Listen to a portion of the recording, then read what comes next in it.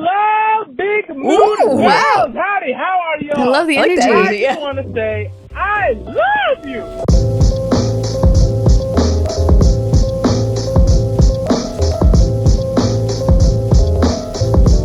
Hello, welcome back to Big Mood, everybody. Hey. How are you doing? You can't answer me.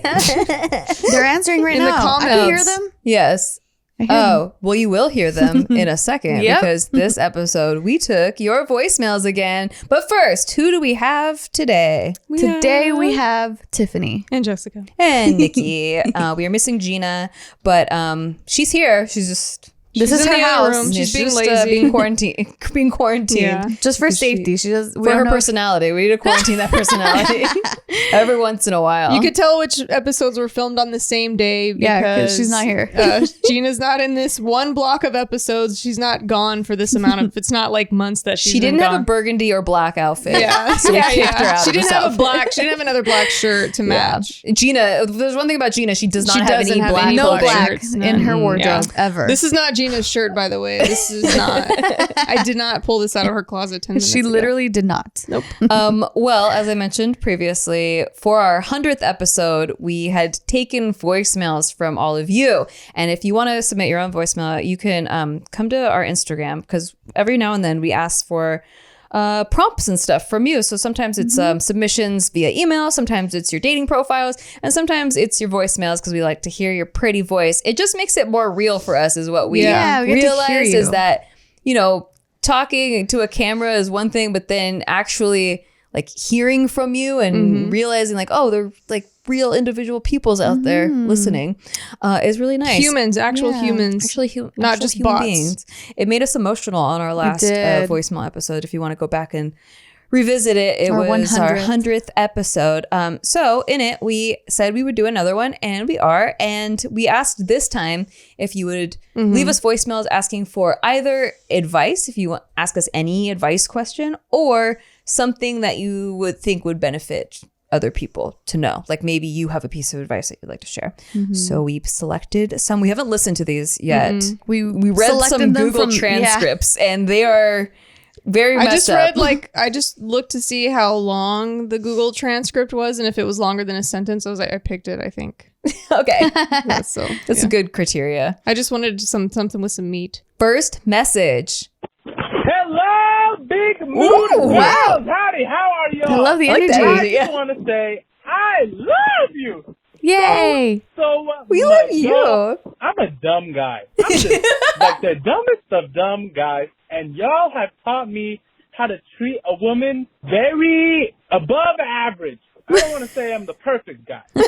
No, we know you're not perfect. You're a He's man. humble. My Oh, goodness, Jess. y'all Jess. are just amazing. Y'all are entirely perfect. I just love y'all. I fucking love all him. the Yeah. audience. Not the audience, my bad. Well, I love the audience too. I love everybody. You're But I so do have awesome. a question. How do I not give a damn about negativity? Because it's kind of hard. Not gonna lie. But also to the audience, maybe to even me, I love y'all. Y'all the kings and queens, and y'all deserve the best. Everybody deserves the best. Aw. All right, that's it. I love y'all. That's Bye, big awesome. blue girls. Woo! The energy. We I love mean, you. He didn't even say his name. I know. He's just like, I'm a dumb guy. Little dumb guy. We love you. Yeah, I love the energy. Yeah, you're like glowing through that voicemail. Yeah. I just want to be around you. Yeah. Overcoming negativity. It's strange that you would ask that question. Yeah. So that's the last So is this what Casey? like I need to ask you that question. Is this what Casey means when he says being performative through something? Because I wonder if this guy is having so Like much energy, but overcompensation? something's bothering him. But he's like, kind of like, I'm just gonna fucking woo through it, you know, Yeah. like fuck it, like. But it's really it's bothering him. It's the fake it till you make it energy, I think, instead of the I'm gonna be so fake and overcompensate. Like I kind of feel that like where he's trying to not. he's trying to like, I don't want this shit to bother me. I'm not gonna let this shit bother me, but it's kind of fucking bothering me. Yeah. I mean, honor your feelings. Like, be bothered sometimes. That's just what like, I wanted to say. Just don't like project that bothersome out to someone else. Like, just sit with it and like, you know what? I'm fucking mad at that. And Yeah. she just like be bothered and then go, but you know what? I'm moving on. Yeah, like have the cycle pass through, which is something I'm trying to learn because it's hard. But like being okay with negative energy is, I think, key. It's like not letting it just don't let it consume you. Yeah, that's the hard part. Yeah, I used to let it consume me, and then I would make sure that other people knew that I was going through something. Like I would have to like complain about something or like say some shit out loud. And then once I kind of stopped doing that, and I see it in people, like people in my family, I think that's where it comes from. Like it's like that's exactly your surroundings will. So like sometimes my dad will get real pissed off about something, and then like he keeps like for like 10 minutes like talking about how that was so annoying or something, and I'm just like, oh yeah, you know, it's okay, like whatever, you know, like it's cool. But then like you just have like he just like wants to fucking like keep it's bothering him so much. And then that's what I think maybe this guy is like, how do I not let negativity, maybe people around him are being so fucking negative, and he's like, how do I not let that bother me? But I think just understanding that when people are being negative, it's because they're hurting for some reason, whether it's aggression towards you or just they're complaining too fucking much. You can't deal with it. Like whatever it is negative now these days. Yeah. It feels like it. You've got to try to turn into a bird with feathers that water just slides off of. Listen or read Eckhart Tolle's A New Earth. Yes, he talks about the pain body, and really that's what it is like it's some pain that's in them that they haven't dealt with, that they haven't healed from, and so they want to bring other people into it because their pain body, their ego feeds off of it. It's like, yes, more acknowledgement, more energy, yeah. And so every time the ego goes away, like when it's satisfied and then the pain body goes away, they're in a good mood, they're a good person, and then it's like, wait, we need to be fed again. And so it just starts latching on to things, and that's really what other people's negativity being projected on you is doing. And then you're just, you know, letting it affect you. But that's a hard one because being on the internet, I'm not gonna lie. As much as you try to have thick skin, and you do have to have thick skin to be in a public eye, it still gets to you. Like you could know exactly who you are and who you are inside, and you can say all the right things to yourself, like, oh, they're just being mad because they're hurt or whatever. But it still hurts, and because you're a human. Yeah, you don't understand why you deserve that. Yeah, negativity. You know, you're like, why do I deserve it? Like, what the fuck is this? But it's not even about you. A lot of times, someone else's negativity is not even really about you. Probably most of the time. Stepping back and being an observer, like if you were watching that negativity go onto someone else, like you're watching it happen to you instead of being in you, just watching as an observer, and you'll like realizing how silly it is, like how it's like, oh, it's not about you.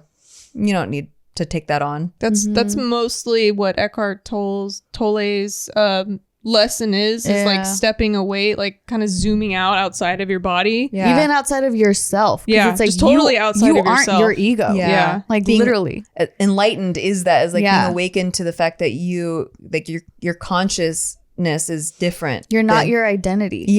Like literally, like that's like just wrapping your head around that part is fucking mind-blowing. It's like you are an eternal being in this temporary body, having a human experience now. Having a human experience. Exactly. And humans are emotional creatures. And we're just like energy fields of emotions bouncing off each other. Yeah. Now we're all high. Look what you did.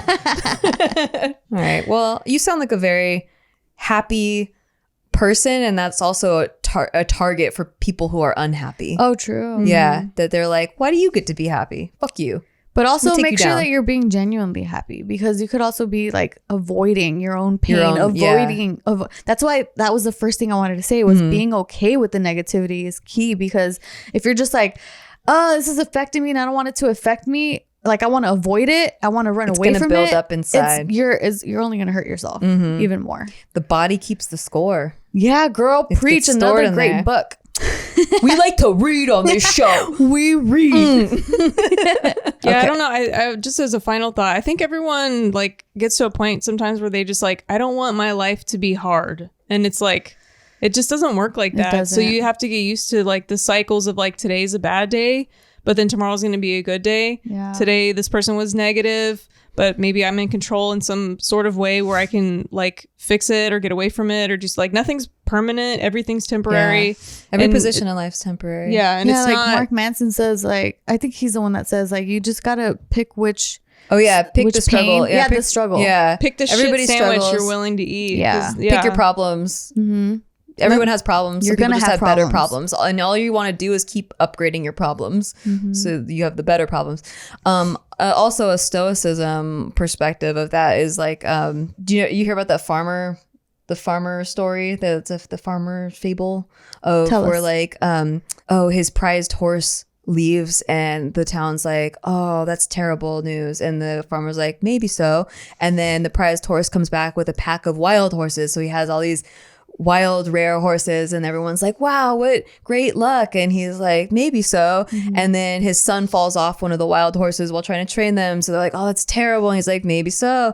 And then because the son was injured, he didn't get drafted for the war. And they're like, that's great luck. And he's like, maybe so. And it keeps going on like that. There's you don't really know. The labeling good and bad is a misnomer. It's just something that we do to try to cope. And it can build because you're like, all the bad things happen to me, or all the good things happen to me, or that person's lucky, or that, you know. In A New Earth, Eckhart has a lot of those stories too, where it's really like insightful, like just to see things don't have to be good or bad. Exactly. All right, well, good luck with your journeys there with negativity. Hey, pretty ladies, love you guys so much. I always listen to y'all at work. Miss Jessica, you have a Texan sister here. Nice. From Corpus Christi. Corpus. But my question to y'all is regarding my dad. He was my world, and I held him up on a pedestal. But recently, my mental health has really been struggling just because my mom found out my dad has been cheating on her. Oh, no. Uh-oh. Did it get stuck? And really tore our family apart. Oh, no. My parents have been married for over 30 years now, and they had, what seemed like the perfect marriage. You know, that one couple that matches everywhere and does everything together. Oh, that's cute. That's literally what my parents were like. But anyway, I totally see my dad in a different light now. And although they are working through it, I just can't get over it and obsess over it all the time. Every time he gets on his phone, I think, is he texting that woman? Or has he really cut ties with her? Why did he do this to us? Yeah. And it just kind of feels like I don't know who this person is anymore. I'm really struggling to find some peace with this whole situation. So I don't know, should I just let it go, or can I just, forgive and forget, or should I forgive and forget? I'd love to hear your thoughts on this. Thanks for listening, y'all. Wow, that's a heavy. tough one.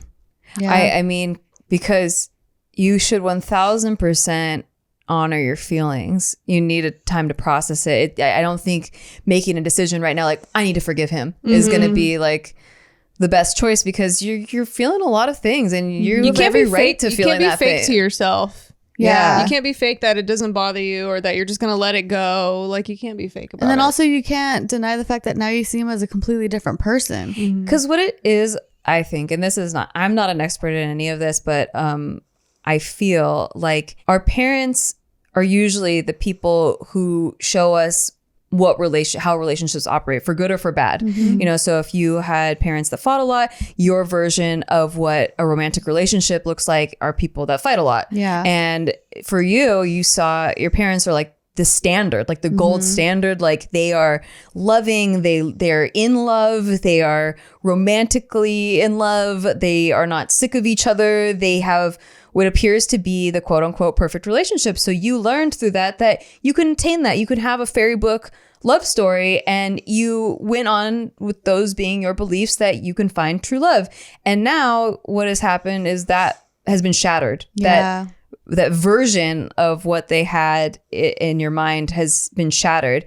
But it doesn't mean it's not real or true. It doesn't mean that you yourself can't find someone that's great that won't cheat on you. Right. I think that's maybe what you're subconsciously the disappointment hurt about. Yeah, is that it took something so ingrained in you, something that you loved that was beautiful, and shattered it. I also think there's like a weird thing, like the daughter's version of the father and who she builds him up to be and who she wants him to be is never necessarily 100% who he really is. Yeah. Right. So like a man is is an entity among himself, and like the daughter's imagination of who daddy is sometimes doesn't take into account the dark side of him, or you know, just different parts of him, like who he was before he was a dad. Or there's just so much in that, and realizing that your dad is more of a person than who you know. Like there's probably even more than just this one bad thing he did. There's probably so much more about him.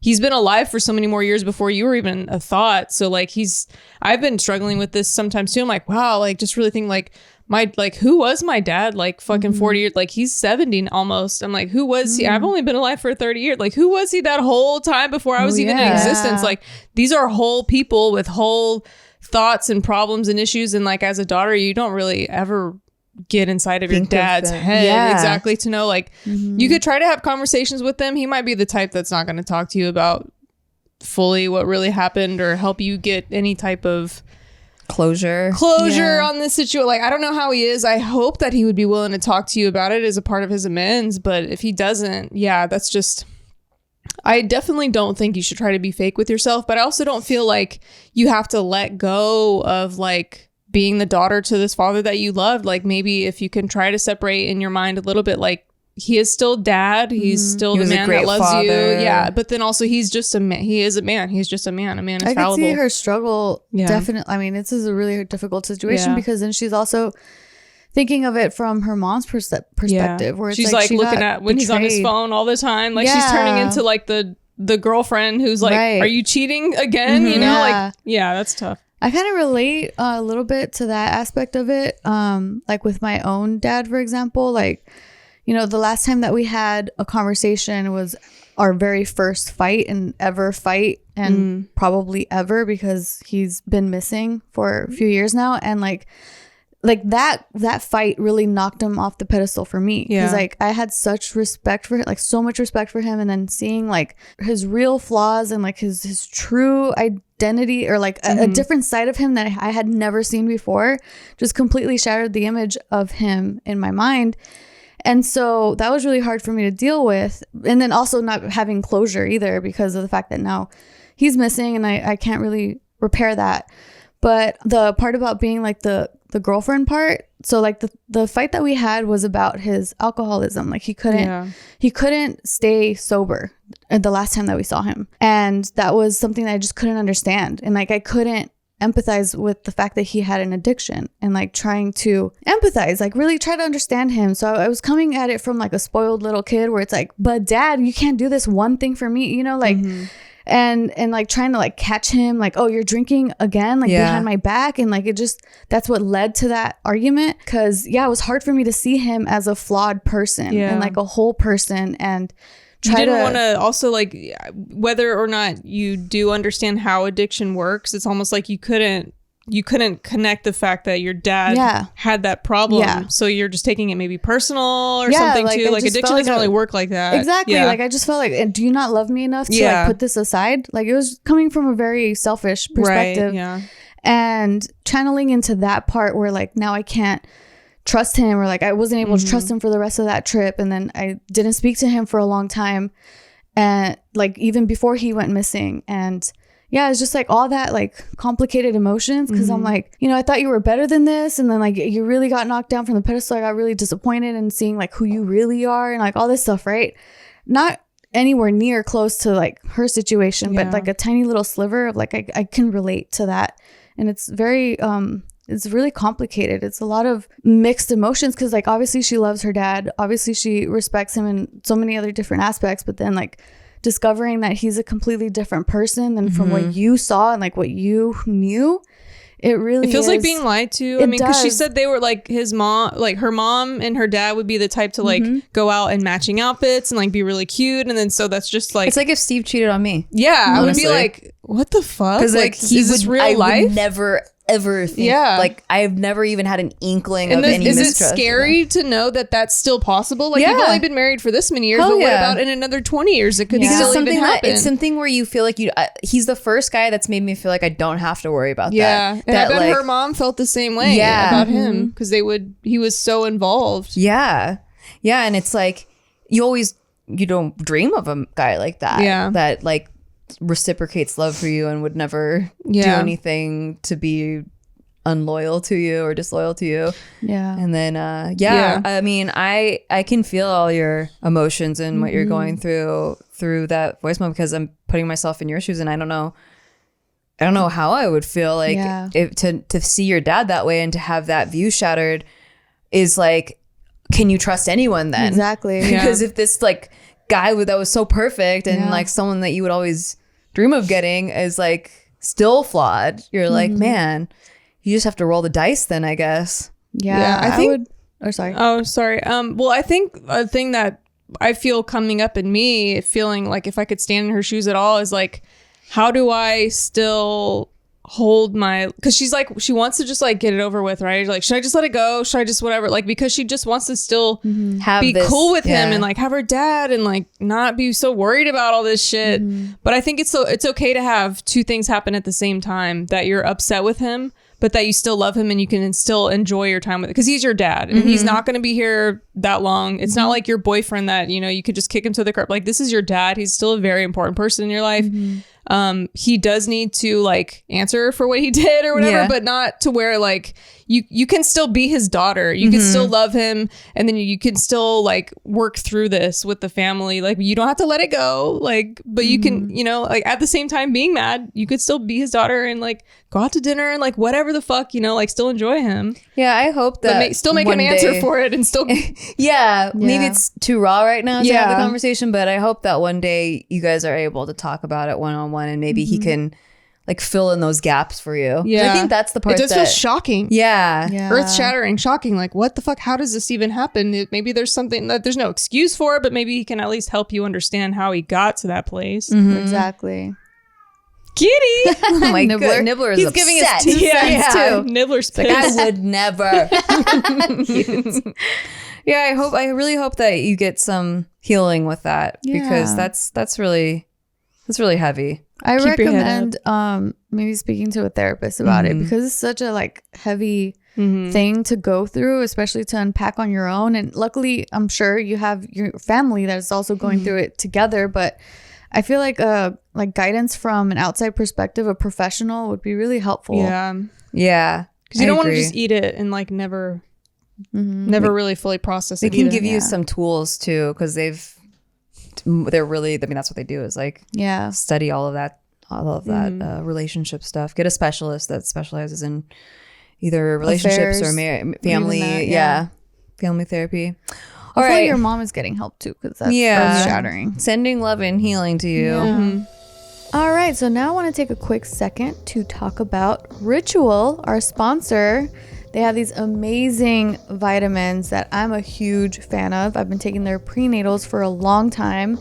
Absolutely love how my body completely absorbs these nutrients that they put in these vitamins. And you know what? We deserve to know what we're putting in our bodies, especially when it comes to something that we take every single day. Yes. Did you guys know that in women ages 19 to 50, there are over 97% that are not getting enough vitamin D from their diet? Dang, that's like everybody. And exactly. It's really important. My gynecologist was telling me like how important getting that on track is, that it could lead to like Alzheimer's, memory loss, all kinds of osteoporosis, like really bad stuff, arthritis, all that bad stuff. I almost said good stuff. All that bad stuff. Yeah, you need vitamin D. Also, you need omega-3s because 95% of these women are not, or of us pretty much, because this is our age range, we're not getting our recommended daily intake of key omega-3s. Ritual's Essential for Women 18 and Over multivitamin was formulated by exhaustive research to help fill nutrient gaps in the diets of women ages 18 and up. And it was formulated with nutrients to help support brain health, bone health, blood health, and provide antioxidant support. Ritual's committed to third-party testing from USP and the Non-GMO Project, traceable and vegan-friendly ingredients, and always clear communication. No shady stuff at all. Ritual is offering our listeners 10% off during your first 3 months. Visit ritual.com/bigmood and turn healthy habits into a ritual. That's 10% off at ritual.com/bigmood. Don't forget ritual.com/bigmood. Sometimes doing less can lead to doing so much more, actually. So true. Dipsy stories. is a new company. It's an audio app. They believe in less analyzing and more feeling your feelings. Less stressing, more easing into things. Less scrolling, more savoring the moment. Less pressure, more pleasure. Yeah. Dipsy Stories is an app full of sexy audio stories, and now they have even brand new written stories. No matter who you're into or what turns you're on, Dipsy helps bring the stories to life anytime, anywhere. No matter who you're into or what turns you on, Dipsy helps bring the stories to life anytime, anywhere. Close your eyes and let yourself get lost in a world where only good things happen, and pleasure is your only priority. Explore your fantasies in a safe, shame-free way. There's hundreds of stories to choose from, and they release new content every week, so there's always more to explore. They also have wellness sessions to help you wind down and explore sleep sessions to help you drift off. For our listeners, Dipsy is offering an extended 30-day free trial when you go to dipsystories.com/mood. That's 30 days of full access for free when you go to Dipsea, DIPSEA, stories.com/mood. Dipsystories.com/mood. All right, next message. Hello. This would be so crazy if you guys are actually listening to this right now. We are listening. Is it crazy? Love you guys. Have been just being up with you guys since I got into JK Films in like 2013, and now I'm like a sophomore in college. It's a long time. Don't do the math because I shouldn't have been on the internet at that time, that young. But anyways, love you guys in your individual activities and your group activities. But I wanted to ask you guys a question about credit score because I'm 19, so I've only had a credit card, and I only got a credit card not too long ago. Okay. So I think right now the thing that might be weighing down my score would be like how little history I have because it's only been like 6 months. But I recently checked my FICO score and Experian, and I think it was 726. Nice. And I just, even though it says it's like good and like close to very good, I just don't know how to gauge it. And like, I don't really know what I'm working towards in terms of where I want my credit score to be. I just assume I'd want it higher. But like, where I hope for it to be and where I should feel comfortable with it being and at like what age, because I'm just very afraid that somehow I'll just completely destroy my financial stability, because fortunately right now I'm pretty stable, which I'm very grateful and blessed to have. But yeah, any tips for a young adult just getting into the credit game and trying to make some good cash back money and build a nice future for herself? Any advice would be very greatly appreciated. Although I know I could probably also just re-listen to some of your financial videos again, because those are also really amazing. So thank you for those and all the financial advice things you guys have done on your other platforms and such, because those were really great resources for me growing up. Yeah, love you guys so much, and I wish you guys all the best. Mwah, mwah. How cute. Oh my gosh, you're so young. And okay, first, how old did she say she was? 19. Yeah. 19. The 19-year-olds are so worried about getting it right. Like, I love that. I'm glad because I love that. You should have that. I'd rather you be scared than be like, everything's a party. Fuck yeah. Everything's going to be fine. It's just cute to see the generational change, because I don't think any of us gave a fuck. No, I did. I cared. And I got hard. I got teased for it. You Because everyone's going out partying. Fuck, and I'm like, no, I got to study. And then all the kids now are like you. You were born in the wrong generation. Yeah. Okay, so good for you. You got a credit card as soon as possible. She's already got a 730. What? Yeah, 720 something or 720. Tells me, because I was worried that this was going to go a different direction. Like I wrecked myself immediately, and I was like, oh no. That's usually the story. Yeah, because they don't teach you about credit, and I think it's on purpose. There's more resources online now. That's true. Which is great. Yeah. I'm so glad that's available now. Yeah, just don't miss your payments. Don't use all your credit. Credit line. I think it's like 30% or 40%. Under 20%. Under 20%. Less? Yeah. So number one, because your credit's so new, you're correct. That's why it's not even low. So it's weird because so anything over 735 doesn't really matter. Like honestly, as far as getting approved for loans and all that stuff, it really doesn't matter that much. Like you're not saving a lot more. It doesn't make a big difference. It's just a teeny tiny difference. But the bigger difference is from like getting to 735. Yeah, exactly. So you're already almost there, and you've only had credit for a year. You can't possibly you can't add history that doesn't exist. Yeah. Like No. some things in life you just have to wait for. It's Just more about don't- maintaining. My biggest regret Be with responsible. credit is closing my first credit card. Yeah, don't ever Don't close that. ever Don't ever close close that your credit Don't card close account. that first credit Don't card. close it out. And also, I would recommend opening 2 more right now. So Open because when you open more later, it's going to bring down your average credit. So it's almost Yeah, like those years the- didn't exist. the history. Because they take the average of how long the history is. So if you Yeah. just open a brand new one after 5 years, well, now your average credit history is 2.5 years. Mm-hmm. So you want all of them kind of open around the same time. And now that you're at 726, you should be able to get approved for 2 more, no problem. And they'll probably give you a better limit and more perks. Like they're just better cards in general, because your first card's never a really good card. That first card will also probably increase your credit limit as you're being more responsible with it, and you've proved. It's basically like you just trying to prove that you're a responsible human Right, being yeah. is all it is. Other things, if you buy a car, so you get a loan on a car and you're responsible with paying that off every month. Student loans. Rent.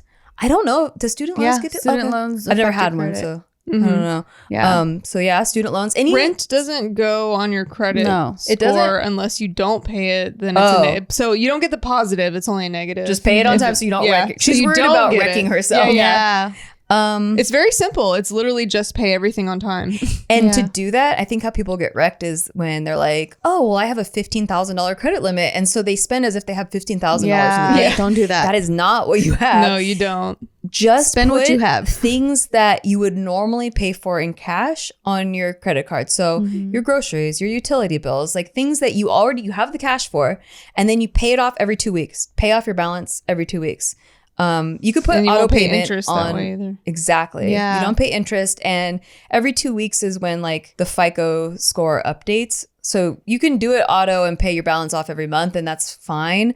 But if you want to boost it and not have it continuously go up and down a couple points, then just pay it off every 2 weeks and don't carry a balance above 20% amongst all of your cards. Yeah. So like if you have $10,000 available, don't leave a balance of more than $2,000, right? Yeah, exactly. And if you open 2 more credit cards, just make sure that you put like utilities on each of them. So it's not all on one card and then you're not using 2 of the Yeah. cards, because they'll close it if you don't use it. You have to prove on each card that you're like, Yeah, I pay never for use things my. and I pay it have off. a credit card with Capital One, and I never use it. Me and too. and because I don't use it, they also won't increase my credit limit. I've asked. I've been like, "Can you give me like a larger credit limit? Maybe then I'll fucking use this card." And they're like, "No, you're not using it, so we're not going to give you a higher." I'm Dang. like, "Oh, this card is so pointless." But that was my Yeah. very first credit card. good. So I Don't ever can't- close it. Yeah, Yeah. I'm not. But like Wells Fargo, I think has given me the most credit out of all of them. I think because I bank with them too. But like they freaking gave me huge. Like I feel like every 6 months they give me a couple $1,000s Oh, more nice. available Yeah. credit. I'm like, shit, I have a huge like available credit at Wells Fargo. I don't know Chase why. does that for me. Okay. And I don't even bank at Chase. Really? Yeah. Yeah. So Crazy. maybe figure out which bank. Maybe there's forums or something where you can see like who's willing to give the most credit. I feel like Capital One is a little stingy with their Oh, available yeah. credit. There's different like YouTube videos too of like the 5 best credit cards to get. Yeah. I mean, people do those all the time. Every year there's new ones. It's It gets probably hard to updated. know who to listen to though. True. You Graham know? Stephan, I will not sponsored, but I think he has Graham great. Stephan sponsors people? Yes, he sponsors me. So he doesn't. No, he has good updated videos where he tells you all the reasons why to get those cards. I've listened to him on a few credit cards, especially the Amazon card. I think gives the best cashback rewards because they give you 5% back yeah. on I have every that card. Amazon purchase. Yeah, I have Amazon too. I have so many reward points. I'm Yeah. like, Yeah. so many times like my Amazon purchase is paid by itself because of the Yeah. rewards. Also, That's actually the only card that I really use the rewards for because I have the Amex Platinum and that's supposed to have like, I mean, it does. It has like a lot of great perks, but I never take advantage Yeah. of them. Well, the they're same banking with- on you not taking advantage. I know. of. That's how they can pay for everyone else's. I that's only taking- use the ones that are cash back, and then the cash just goes towards my balance. So I'm like, I guess that was a perk, whatever. It was like Yeah. $50 off my balance, like I guess. Well, there's some like different ones do different things. So like if you're really into travel, there are like Yeah. travel ones where if you instead of taking cash back, because they'll offer cash back, but instead of taking cash back, you instead spend it on travel, they'll give you like 3 times the amount That's what of they value say. that I don't yeah. know. Because I had the venture card, the Capital One venture card, and that's supposed to be like for traveling.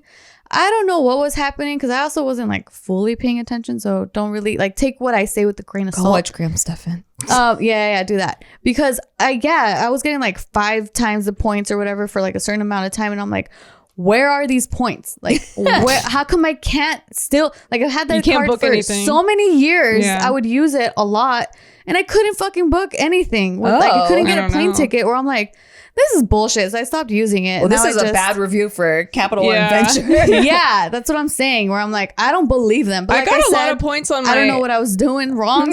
Like, maybe I was doing something wrong. Maybe I don't know. Yeah, I got a lot of points on my... I have a city card, but it's through American Airlines. Like the airlines or whatever. Will give you. And I've got like 30,000 points right now just sitting there, and I barely use that card. So I use the travel one with my Chase. The one that I said was they keep increasing my credit limit. And it's a business card, though, but it's Chase Premier Inc. And I heard that was a really good card. It's really good, and it's paid for so many flights and so many hotel rooms. I haven't paid for travel in like I don't know how long. I mean, because I technically have paid for it, but not really. Yeah, with the points. Yeah, just watch some. I mean, like also you can go on like NerdWallet and Trustpilot. And like read stuff. It's everything's dependent on what your life good review is. Sites. But as far as building your credit score goes, it's all about just maintaining that. Like, hey, I'm responsible. Look at me spending. Look at me paying it off. Every single month. But you have to involve yourself in the process. So like, and get different types of credit. So not only a credit card, that's one type of credit. A car loan is a different type of credit. A personal loan, like from Upstart or like some of these other ones that we've talked about before. Like actually I've taken those out and paid them off and it increased my credit score. Like I don't even need it, right? I've never taken like a $5,000 or $10,000 personal loan. You take that out and you just pay it off. And my credit score went from like 780 to 805 or something, just because they want to see you play with different types of credit. Maybe you're like, even if you don't need it. What'd you end up doing with that? I don't even know what I didn't even use the money. I just took it out because I wanted to have a different line of credit. And then I watched my score shoot up. That's cool. Awesome. They want you to like participate, you know? Yeah, so in the because system. I don't have a mortgage. But they want you to be in the system. Yes, exactly. If you get in the system and play their fucking game, they'll reward you for it. But I did that because I didn't have a mortgage. Like how do personal loans work? It's instant, do you tell them what you're trying to use it for? Like how does it work? Yeah, you say like, oh, just refinance this or like car loan, or you just like make up something or use it for what you actually want to use it for. Like a lot of times people will refinance credit card debt with it. And so like if you have six different consolidate, you have like 6 different credit cards and they each have 2,000, but you don't want to make like 4 different payments every month. Right. You just make one payment to one place. The way I ended up doing that, consolidating my credit card debt, was I just moved, I paid off my credit cards that had a high APR. It was like 25%. They all are kind of like that. I'm like, God damn. Yeah. And so I felt like I was drowning in that's in how they pay for the perks. Yeah. So what I ended up doing was I paid off all that debt from those credit cards from a Discover card where it was like 0%. Yeah, you can do that too. Like I think I transferred it. I don't remember. Yeah, there's 0 per APR. Balance 0 APR, and I was able to pay off my debt like this because I wasn't drowning in that APR anymore. So that's how I was able to consolidate my debt. Yeah, so if you're already in debt, that's how you just don't get that deep in debt. Don't do that. Like, just don't get that deep in debt. If you just work on paying don't spend more than you have. Yeah. Only spend how much cash you have in the bank that you can cover yourself with, and then pay it off every 2 weeks. Yeah, you know what? I don't know who told me this, but like how I even got to that point of like having like a high credit or not, it wasn't even that high. I think it was like 7,000, 5,000 or something. But still, was because I had heard that if I pay off my credit card, it doesn't build my credit. What? Yeah, I had heard that from someone. And so I was like, I always have to leave a balance somehow. And that's how I was fucking getting. Oh, no. Like, you don't spend. I was getting wrecked with the APR because I was leaving balance because I'm like, oh, man. That's you got to pay it off. Oh, yeah. It's a grapevine thing. I think because if you don't spend on your credit, then it won't affect your credit score. But if you leave a high balance running, that's really bad. Who the fuck told me that? Because that fucked me over. You know what? I will say I have, maybe you misconstrued this. I don't know if it was me, but I have said before that I found out when I was in a lot of debt that if I paid all of that debt off after it went into delinquency, where it already affected my credit card, I was already like 4 months behind on everything. This was back like when I was in my 20s and like really fucking broke and I could not pay for it. I found out because I was like, okay, I came out into some cash. Like I owed $10,000 and I got $5,000 in the bank. And I was like, okay, I could pay off half of my debt, which sounded terrible to me because like then I have still owe $5,000. Now I have zero cash. Yeah. But I was like, how will that affect my credit score? Because it's really, really bad right now. And I wanted to go back up because I had such a good credit score. And they're like, it won't. Like once it's in delinquency, there's no then it back. Doesn't. Even if you paid all of it off, then definitely don't fucking pay it. It still will take 7 years for it to go Are you back serious? off So your at that record. point, you just let it go. Yeah, there's no really it's not incentive. Coming off. Like other once than, they mark you, you're fucked. So you just gotta wait. So I was like, what's the incentive? Oh, well, you might get sued if you don't pay it. And you also get a lot of calls. Not likely. They won't sue you unless you owe more than $10,000. Yeah, so it's not worth it. It costs them too much to sue you. If you owe like $3,000, their legal fees are going to be fucking more than that. Dang. Well, with all like my credit card woes, I luckily had never ever once missed a payment. That's good. Like I had always at least paid minimum. Always. Yeah. So that's the one thing where I was like, phew. But who told me? I don't know. That was bad advice. It's the worst advice.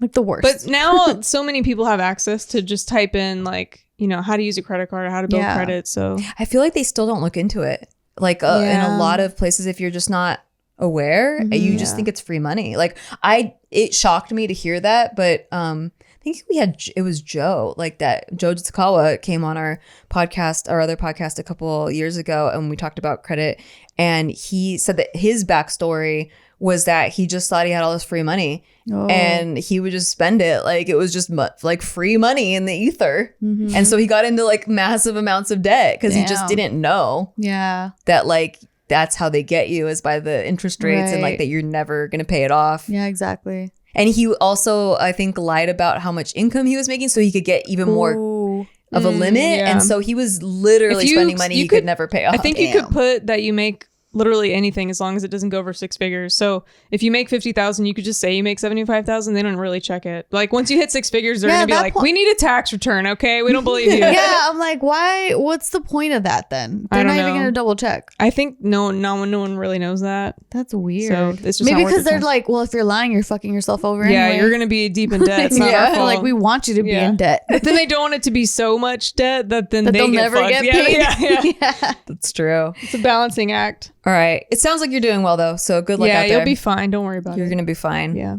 Keep listening to our podcast though. That's really what's helping you get that credit score. I want to give a shout out to Noom because Noom takes a different approach to your health and fitness goals that I feel like is much more efficient. When I started trying Noom, I was like, holy balls, I do that. I did not know that I snacked that much because I always thought I was a full meal eater. But guess what? When you're bored, when you're stressed, when you have anxiety and you didn't even know you did things during those bouts of time, you are maybe snacking on things and you are maybe adding to your caloric intake with empty calories. I eat a lot of junk snacks. Cheese snacks? Yes. Generic cheese snacks. Cheese snacks. I ate a lot of generic they will be unnamed. chocolate and cream cookies. Ooh. Yeah, and so what Noom does is they really make you examine these things. Like, why are you doing these things? Is there a way to break these things? Maybe if you took the time to heal the psychological aspects, you could see results in other areas of your life, which is great, not just for health and fitness, but for your mindset, your mental state, your habits reflect in your entire life. Yeah, exactly. And you'll just start to notice that more. A healthier life doesn't mean sticking to rules about what you can't and can't eat. It means having more knowledge to build smarter, more sustainable habits. Noom uses a cognitive behavioral approach that focuses on the why instead of the what to help you change your relationship with food. And everyone's journey looks different. You're all gonna look different. Don't judge yourself by what your neighbor's doing. Everybody has their own set of problems. And 75% of Noom users actually finish the program because they start seeing results and they start seeing how this different approach reacts differently to their goals. All you need is 10 minutes a day as well. Like, I used to think that you have to get up at 6 o'clock in the morning and like do a full ass 2-hour workout. The drastic stuff doesn't last. It doesn't, and it stresses your body out more. It actually demotivates you. Yeah. Yes, and that's what Noom was telling me. Like, hey, maybe you need to like reduce the stress in your life. Chill. Take a giant chill pill. Noom has published over 30 peer-reviewed scientific journal articles, so start building better habits for healthier long-term results. Sign up for your trial trial today at Noom, Noom.com/bigmood. That's Noom.com/bigmood to sign up for your trial today. Have you ever pulled into your driveway after a trip to the grocery store only to realize you forgot the one key ingredient you need for your dinner? Well, now you have options. You can get the groceries you need or a backup meal from your favorite local restaurant delivered with DoorDash. Get what you want right now and right to your door. You want late night ice cream? Get it with DoorDash. You just want to stock up for the week while you're busy working from home? Put in a grocery order with DoorDash. With over 300,000 partners, you can support your neighborhood go-tos or choose from your favorite national restaurants like Popeyes, Chipotle, and Cheesecake Factory. Ordering is easy. Your items will be left safely outside your door when you choose the contactless delivery drop-off. Personally, DoorDash is my favorite app. I've used all of them and I keep coming back to DoorDash. I love the user interface. All the DoorDashers in my city are freaking great. I suggest you try DoorDash. For a limited time, our listeners can get 25% off and 0 delivery fees on their first order of $15 or more when you download the DoorDash app and enter code BIGMOOD. That's 25% off, up to a $10 value, and 0 delivery fees on your first order when you download the DoorDash app in the App Store and enter code BIGMOOD. Don't forget, use our code BIGMOOD for 25% off your first order with DoorDash. Subject to change, terms apply. All right. Next. Hey, Big Mood. Hey. I just wanted to say that I love you guys so freaking much. Aww. You guys have actually helped me so much. It's like crazy. Aww. So I was in a very, very abusive relationship. Like, it was so bad. Like, I don't know why I stayed. It was not only like emotional, but like physical abuse. Like, it was crazy. Like, I didn't have any friends. He didn't let me talk to anyone. He didn't let me. Isolation. He literally told me to ask for permission to watch you guys. Oh, wow. To watch anything. Oh, man. You know, he would hit me and stuff. It's okay. So, you guys seriously just made it a lot easier to leave. Like, I seriously don't know what the heck I would do if I didn't watch you guys, because it really made it easier, like, just, like, think, like, you know what, maybe this is not worth it. You know, it was so hard to think because he was literally all I had. And I was alone. I had no friends. He made me cut off my freaking family. And yeah, it was the most craziest thing ever. And, you know, I'm barely 19. Wow. I didn't Young live girls. my life. I wasn't having fun. But, you know, I just finally left. And thanks to you guys, I'm like free. I don't have any friends though. I got back connected to my family, thank God. Yeah. But you know, I think my life is finally getting on track. So I have a question. How do you guys think I can fix my past friendships, my past relationships after this breakup? Because I'm pretty sure my friends, one best friend in particular, I'm pretty sure she freaking hates me because when I literally dropped her, she was going through a lot. And I literally completely abandoned her because of my abusive boyfriend. So what do you guys think I should do? Thanks, guys. I love you so much. Oh, we love you. Yeah. First of all, congrats for getting out of that. Yeah. That's tough because it's like psychological warfare, and it's hard to see past it. Yeah, this is a typical narcissist. This is what they do: is they prey.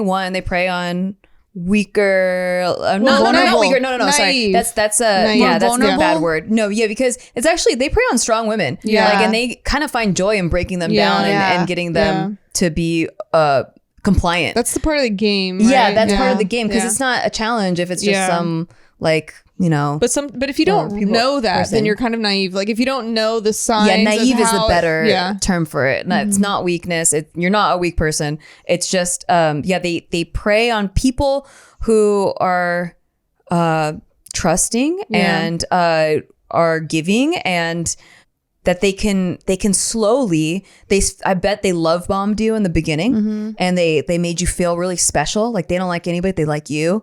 And they kind of gave you some, well, maybe you could fix this and this to help you work on yourself. They create a codependency. Yeah, create that codependency. And then slowly, like you don't even know you're getting wrapped in that web, and they've convinced you that they love you and they're doing this for you, and like they're giving you some solid advice. You need to drop those friends. They are bad for you, and they try to isolate you so you don't get any outside perspective. That's why he wanted you to ask permission to watch shows, because he doesn't want you to have any outside insight or perspectives or anything that's going to sway you any other direction. But he does not like me. He's like, that bitch? No, you could not watch that bitch. So yeah, it's hard to break that. So good for you for getting out. And it will take some healing for you to come back to a place. I think that the question was about repairing relationships. Especially with that one particular friend. Yeah. Like how she says like she feels bad because she dropped her while she was going through so much.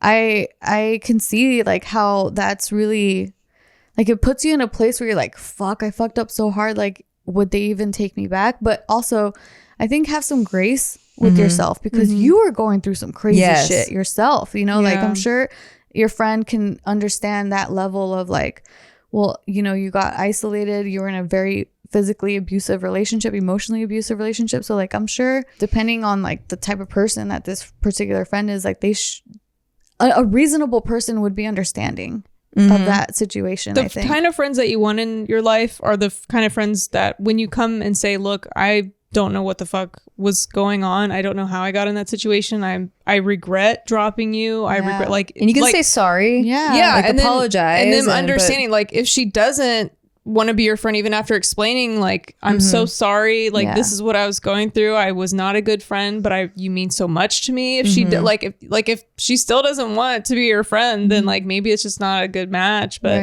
also you're 19, like your life is not even, it hasn't even started yet, honestly. Your life hasn't even started. I know when you're like in your 19 and 20, 21, you think like you're so old now. You're an adult now. You're not. You're into your adult life, but you have like 50 more fucking solid years of life. And that's like way longer than you've even been alive. You can take this decade to make all the mistakes. Yeah. Like you're going to make new friends. Like just stay out of don't even get into a relationship right now. Take a full year. If you can afford some sort of therapy, get that. Take at least a year of not being in a relationship to work on yourself. You really Try need to find your friends back. You need to make friends first, and if it's not the ones that you lost, that's okay. Like I don't even talk to the people that I was friends with when I was 19, so you don't expect that these people that you lost are going to be the only. I know that you love them, so I'm not saying they don't matter, but don't expect that like they're supposed to be in your life forever, because you know friends come and go anyway, and that's okay. And timing is everything. And I just think that right now you really need to build who you are, like your inner stability, your core of who you are back up, because that's really what they take away from you in abusive relationships, is like you don't even know who you are, or if you question your ability to make decisions on your own. You question a lot of your like of yourself, like your judgments, and because that's how they make you think, is that you are not able to think without them. Not only that, but then going through such like such abuse, you end up shaming yourself. You're like, how could I let myself? And then like that's what I'm saying, you have to give yourself grace, because it really starts from within you. Like you loving you is the starting point. Like that's it. Like you have to be able to forgive yourself for going through that if you're blaming yourself. And like just finding a path to move forward, and definitely seeking therapy again. Like that would definitely benefit you so much. It could take some time, like of your friends seeing that the relationship is over, you're no longer under his grasp. You know, maybe it takes a year that your friends are going to be like, okay, I think she's like, we feel safe enough to allow her back in, that she's not going to hurt us. And like she's not going to go running back to him. Like she's created a stable environment for herself. Now I feel safe enough to allow her back in my heart. Like maybe your friends just need time, like, cause they were hurt, and that's okay. Like everyone just needs time. Like time does heal. And you know, action also, like what are you doing now to like create stability in your life? Like what are you going to do to make sure that you don't, you know, fall for this type of thing? Like you need to educate yourself, you need to have therapy, you need to work on like what do you want your day-to-day to look like, and it not have anything to do with relationships right now. You need to be solid as a person. Breaking patterns that like attract those type of people. I mean, you already got out, which is more than we can say for a lot of people, so congratulate yourself. Like really deeply congratulate yourself. Huge. It's really huge. And even though it was like a horrible, shitty, bad situation, I think it's pretty healthy to view your experience as something that, even though it's like horrific, right? The fact that now you're on the other side of it, like you can get that experience and learn from it and grow from it and become an even better, more educated person because of that experience, instead of having that weigh you down and say like, well, great, like now I don't have any friends and now I'm stuck in this hole because of that situation I was in. Because I've lived in that victim mentality my whole life, and it literally doesn't help you at all. It keeps you in that hole forever. There's something that's I think there's a statistic that women that have been in physically abusive relationships find their way back to another one. It's the same situation, just a different person. That's my story. Yeah, that's my story. That doesn't have to be your story. That's why therapy is highly recommended. And no relationships. I'm fucking telling you, don't get into another relationship. Don't even be like, well, this one's not like the last. No. You don't know that because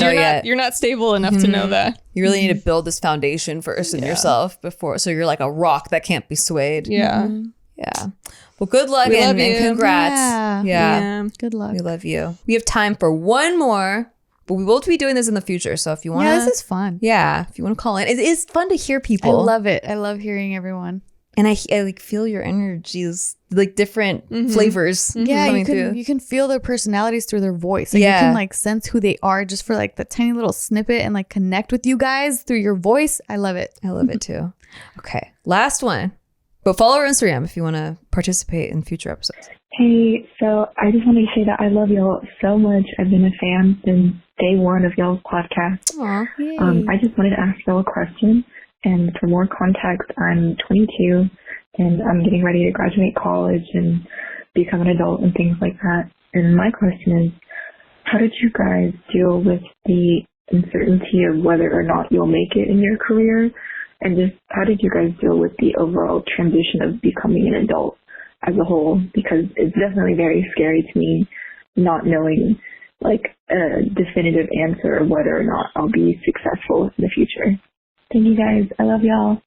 We love you. It's a very fair question and a concern that a lot of people have. A very common question. Yeah. I feel like I'm going to throw it to Jess because this is like I feel like you've had your own struggles with this of wanting certainty. I feel like we had talked about this in a different point in time. And what was I saying? I think I was saying something like everyone feels like they need to know what's going to happen, but it's not possible. Like you have to just keep trying things, right? Like I think that's what the general kind of advice for that question typically is like no one fucking knows. No one has any certainty. That's not how life works. There's no job guarantees. Nothing. Yeah, you just have to keep doing You can either allow things. that to scare you for the rest of your life, knowing that it's never going to be certain, or just embrace it. Accept that like nobody knows and therefore the world's your oyster. Just put one foot in front of the other. Yeah. And try things and fail and learn from it and get better and improve and like study your growth and your progress and add good habits to your life and that keep you progressing, and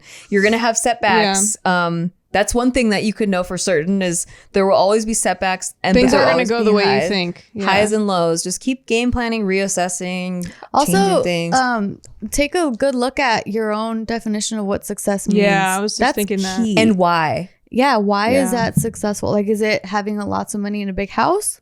Or is it having like a really rich and fulfilling friendship circle? Like or more free time with people you love? Or exactly. Like what or is travel? Like what is successful? What matters to you? That will help you like create a roadmap. Yeah. Because I was actually just talking to one of my cousins about this because she's kind of on this path where she's just like, I don't think I really want to work. Like I'd rather like have more free time to like do the things I love, like my hobbies and this and that. And she like watches, I was kind of trolling her a little bit because she sent me a video over text of, I think it was Warren Buffett. And he was like, yeah, I would trade places with, people who don't have the kind of money I have. Like we basically eat the same food. We basically wear the same clothes. We basically drive the same car.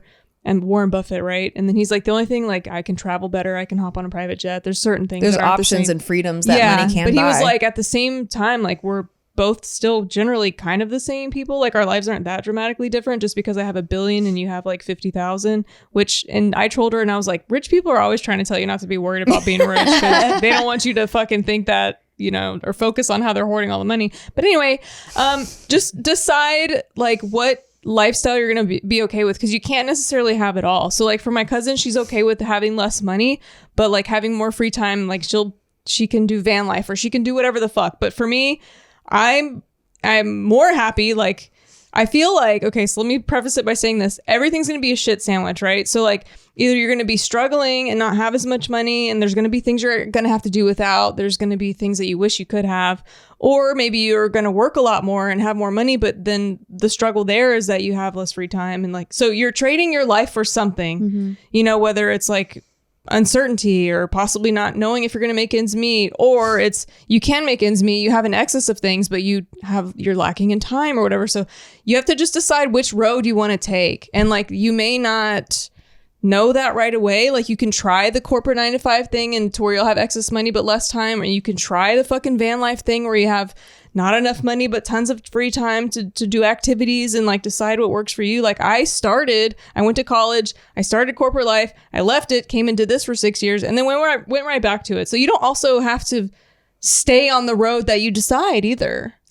Yeah, and I agree with that. I also would add to that you don't have to pick one forever if you're smart about it. You can, if you start investing young, which if you're very young already, if you start now just putting aside like $500 a month and put it into some solid investments that get you a 10% or greater ROI per year, you have a compounding interest effect where you can choose like, where, okay, I'm going to work a lot and I won't have a lot of free time. But as that compounds, I'll soon have more, I'll have financial freedom that buys me that time and I don't have to work. It won't equate, the number of hours I work won't equate directly to how much money I'm making. Yeah. And over the years, you start getting more and more freedom. Or if it was the other way around and you traded more time for less money, still putting that away, you'll have more money in the future where you don't have to pick between the two roads. And that's kind of like the game is starting young and letting compound interest work in your favor and making smart investment choices instead of spending your money frivolously. Yeah. There's also something to be said, like, you're only young once, right? And you only have like the energy you're going to have once, your youth, your beauty, like all of these things. So also there's some people that maybe just may take their first 30 years not really doing anything at all worth like monetary value, not investing at all or whatever. But then they have all these rich experiences that they got. And then maybe they like fucking get on and get to work in their 30s. And that's okay too. Like, there's different things you can do, because you could also burn your whole 20s out investing, saving every penny, not enjoying, not taking any vacations. You need balance, and then you could die accidentally at 32. You know what I mean? Like, you could have done all of that, like thinking, oh, I'm just going to retire at age 45. Don't but then trade you missed experiences for time or the money life thing. Yeah. Might I recommend the book 4-Hour Work Week by Tim Ferriss? He talks exactly about this, that you can basically have $1 million lifestyle with a $30,000 budget because of what your definition of success is. Like being able to travel, like putting your work into 4 hours a week, but it's done efficiently and effectively. Where you can travel and do it remotely and have all these experiences and have an enriched life while you're, living, but it doesn't have to cost a lot of money.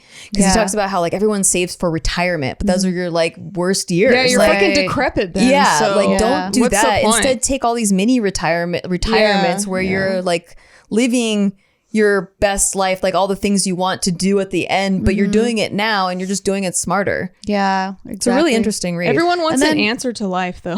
Yeah. Like, there is no answer. There's no one right way. Yeah, and like going back to her part about like how do you cope with like the uncertainty of your future, you can see like it's really your perspective, because for me, like, I totally get that whole like fear about like, oh my God, my career, like even like right now, like I'm 32. Yeah, it's never certain. Shit, I don't know what the fuck to do with my life. Like, I get that.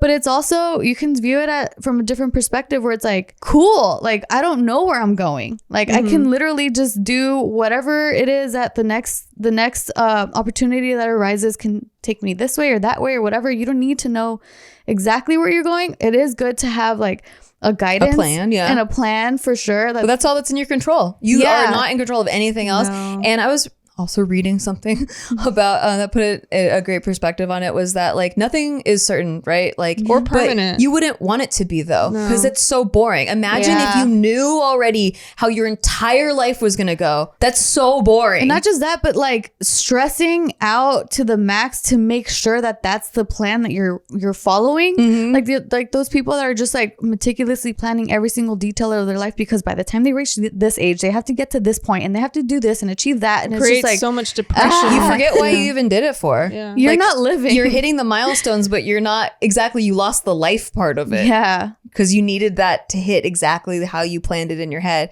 Just let go a little bit of the planning. It's anxiety. Always balance. Like you don't want to be too like, I don't have a plan, but you don't also want to be like so rigid that you're not open to like experiences that you could be having. And that's all it is like just go out there and have fun. Put one foot in front of the other and have gratitude for your experiences, even the failures that you're learning from, and you'll do fine. Don't stress, girl.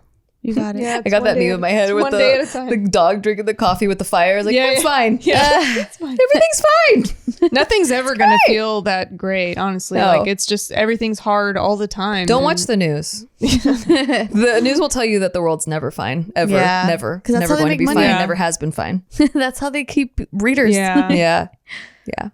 All right, guys. Well, thank you so much for submitting your voicemails and calling in. If you want to participate in future episodes of this, or if you like, well, let us know if you want more episodes of this. And then if you want to participate, follow us at Big Mood Girls on Instagram. Yeah. Check out our sponsors. And also, I guess you could go follow Gina, just even though she's not here. And whatever. Maybe watch G4 TV. I don't know. Whatever.